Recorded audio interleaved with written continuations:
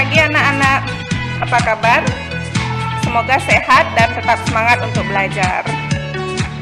Sebelum mulai belajar, marilah kita bersama-sama berdoa agar pembelajaran hari ini diberikan kemudahan, kelancaran, serta ilmu yang didapat bisa bermanfaat. Berdoa mulai. Berdoa selesai. Hari ini kita masih belajar di tema 7, subtema 2, melanjutkan ke pembelajaran 5. Apa saja tujuan pembelajaran kita hari ini?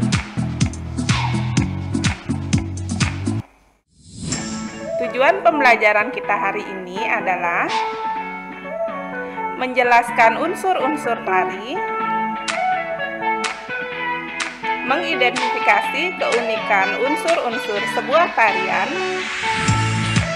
mengemukakan contoh-contoh penerapan nilai-nilai persatuan dan kesatuan, membuat teks pidato, serta kompetensi yang diharapkan pada pembelajaran hari ini pada aspek sikap, percaya diri, pada aspek pengetahuan, unsur-unsur tari daerah, contoh-contoh penerapan nilai-nilai persatuan dan kesatuan, unsur-unsur teks pidato. Pada aspek keterampilan, membuat teks pidato. Kita lanjut ke bagian materi. Apakah menjaga persatuan dan kesatuan hanya tugas pemimpin saja? Apa yang dapat kita lakukan untuk meningkatkan persatuan dan kesatuan? Kemarin kamu sudah membaca tentang kisah Sudin yang berangkat ke kota untuk mengikuti lomba pidato.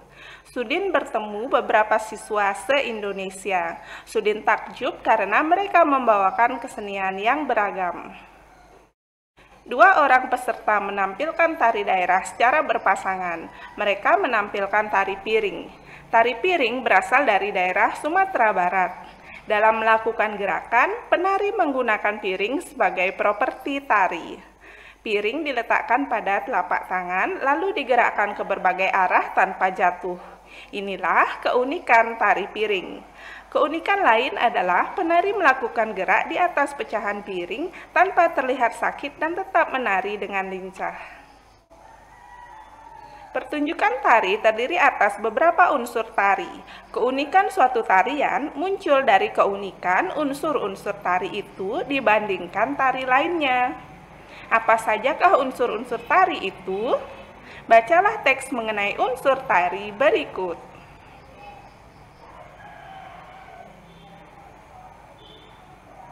Unsur-unsur tari merupakan kesatuan saling mendukung yang menciptakan sajian tari yang indah dan harmonis. Unsur-unsur tari antara lain gerak. Gerak tari merupakan rangkaian tari yang indah dan dapat dinikmati oleh orang lain. Gerakan tari diperagakan berdasarkan ruang, waktu, dan tenaga. Gerak tari dibedakan menjadi dua macam, yaitu gerak murni dan gerak maknawi. Gerak murni adalah gerakan yang mengandung arti namun tetap mementingkan keindahan, sedangkan gerak maknawi memiliki arti tertentu. Tata busana meliputi semua pakaian yang dikenakan penari saat pertunjukan. Tata busana disesuaikan dengan konsep, tema, karakter, dan bentuk tarian. Tata busana membantu penonton memahami makna tari. Busana dapat ditunjukkan melalui ciri, peran, atau tokoh yang ditarikan oleh penari. Tata busana juga memperlihatkan kesatuan hubungan antara peran dengan karakter yang dibawakan. Tata rias. Tata rias adalah seni penggunaan alat-alat rias untuk mengangkat cerita dan membedakan karakter tari. Alat-alat rias yang digunakan misalnya bedak, lipstik, pensil alis, perona pipi. Tujuan rias wajah adalah untuk mengubah tampilan wajah penari sesuai karakter yang dibawakan. Iringan tari. Iringan tari merupakan bunyi-bunyian untuk mendukung suasana tari. Iringan tari dapat berupa permainan alat musik modern ataupun tradisional. Iringan tari dapat juga berupa bunyi yang berasal dari gerakan tubuh seperti tepuk tangan, hentakan kaki, siulan, atau nyanyian. Properti tari. Properti tari merupakan semua alat yang digunakan penari dalam melakukan gerakan tari. Properti tari dapat berupa selendang, kipas, topeng, piring, kuda kepang, keris, tombak, dan tameng. Pemilihan jenis properti tari disesuaikan dengan jenis tari yang akan ditampilkan. Tempat pertunjukan. Tempat pertunjukan biasa disebut panggung. Secara umum, jenis pentas tari ada dua, yaitu pentas tertutup dan pentas terbuka. Pentas tertutup diadakan di dalam ruang kelas, gedung, atau aula. Sementara pentas terbuka diadakan di lapangan, taman, halaman rumah, atau halaman sekolah. Pada pembelajaran sebelumnya, kita telah mengamati video tari Serampang 12 dan telah berlatih melakukan gerakan tari tersebut. Sekarang, mari kita melakukan pengamatan unsur-unsur tari Serampang 12. Mari kita mengamati video tari Serampang 12.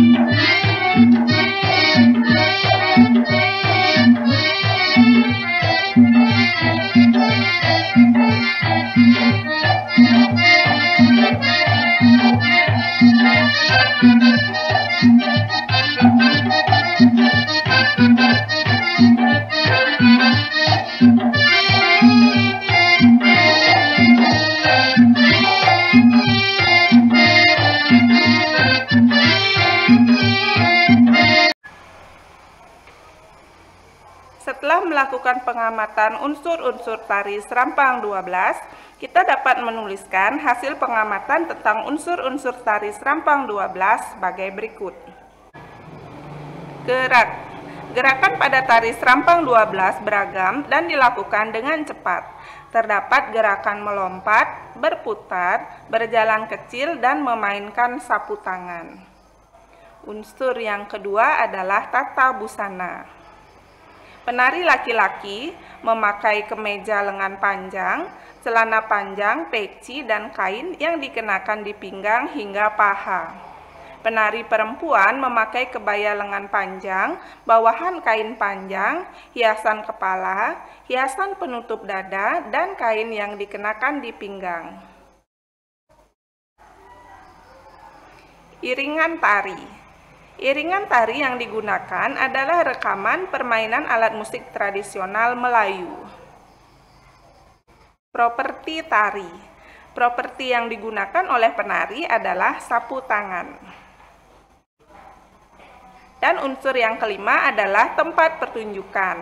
Tempat pertunjukan tari tersebut adalah pada panggung tertutup, yakni di dalam ruangan.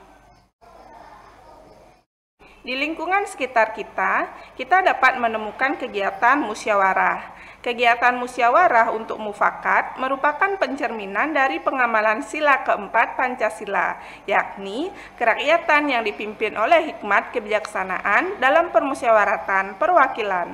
Berikut contoh kegiatan musyawarah yang berkaitan dengan semangat kekeluargaan dan gotong royong. Contoh yang pertama, semangat kekeluargaan menyediakan makanan untuk peserta kerja bakti. Musyawarah mendiskusikan menu yang akan dibuat dan biaya yang dibutuhkan. Gotong royong membuat makanan bersama-sama untuk diberikan kepada para peserta kerja bakti. Contoh yang kedua, semangat kekeluargaan membantu tetangga yang rumahnya tertimpa pohon. Musyawarah mendiskusikan cara mengevakuasi pohon agar tidak berbahaya. Dan gotong royong adalah membantu membersihkan pecahan genteng dan kayu. Contoh yang ketiga, semangat kekeluargaan membantu korban bencana alam. Musyawarah mendiskusikan bentuk bantuan dan cara menyampaikan bantuan. Gotong royong mengumpulkan bantuan yang akan diberikan. Musyawarah sangatlah penting dalam kehidupan bermasyarakat.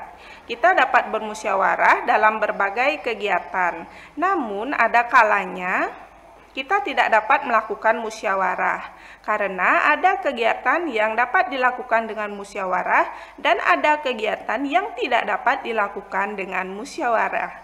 Perhatikan contoh berikut.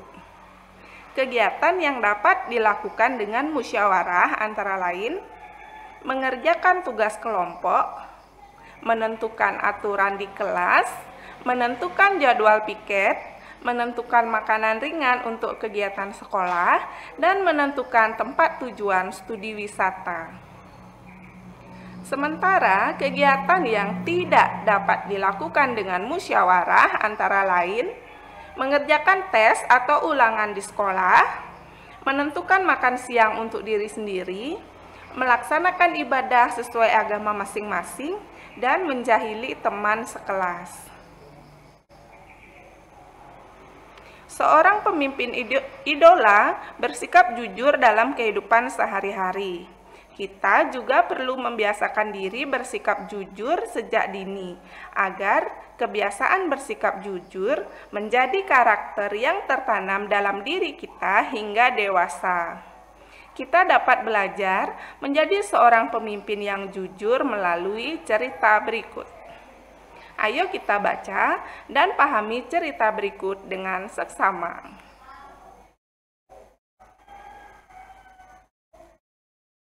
Kita sudah belajar mengenai langkah-langkah menyusun naskah pidato. Mari kita mengingat kembali komponen teks pidato yang baik berikut ini. Teks pidato yang baik harus memuat yang pertama, salam pembuka,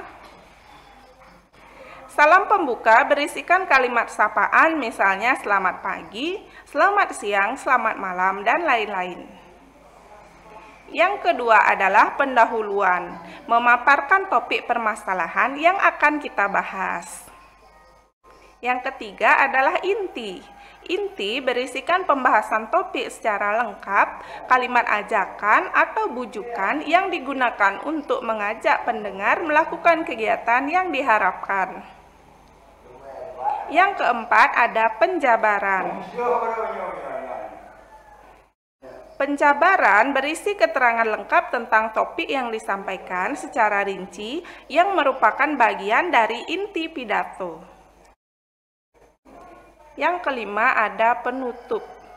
Penutup berisikan penyampaian rangkuman atau intisari topik yang telah disampaikan.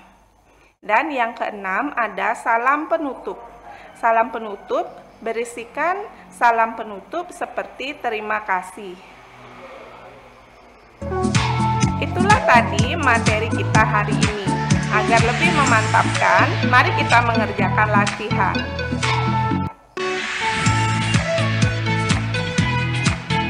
Buatlah teks pidato tentang pentingnya bergotong royong.